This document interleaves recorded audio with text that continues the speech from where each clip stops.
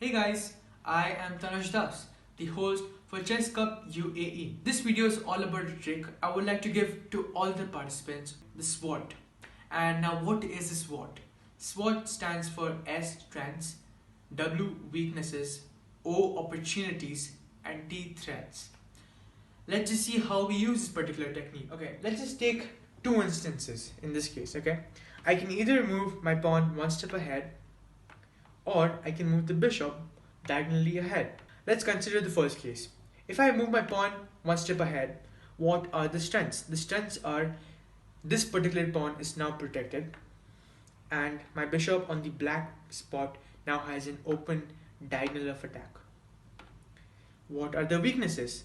Weaknesses are the bishop on the white spot no longer has the diagonal of attack and the horse is no longer protected. Let's take the second instance.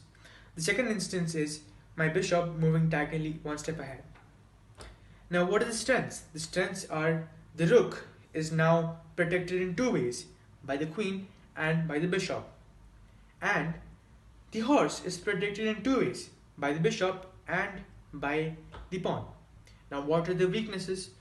The only weakness I can see at this point is that the bishop is no longer protected. And this isn't really a major weakness because there are no immediate threats to the bishop. Okay, so this SWOT technique helps determine whether a particular move is effective or not. I see many players making random moves in chess because they do not know what exactly to play. But if you use the SWOT technique, you will know exactly which move to make. Okay, so this is another instance for the SWOT trick. The SWOT trick shouldn't only be limited to your point of view, but you should also apply it to your opponent's point of view. Let me show you what I mean.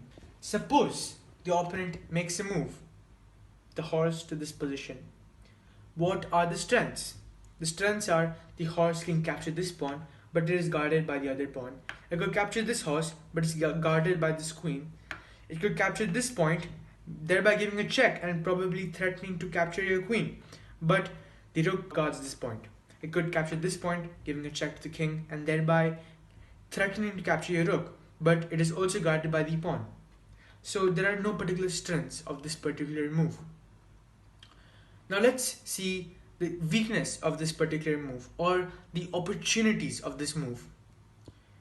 If he was at this point, what were his strengths? He was guarding this point, this point, this point, this point, this point, and this point, and also this point. But now he's no longer over there. Do you notice a loophole? If we move our horse onto this position, which is no longer guarded by his black horse, we can potentially capture his queen or his rook. And this is another example of the SWOT technique.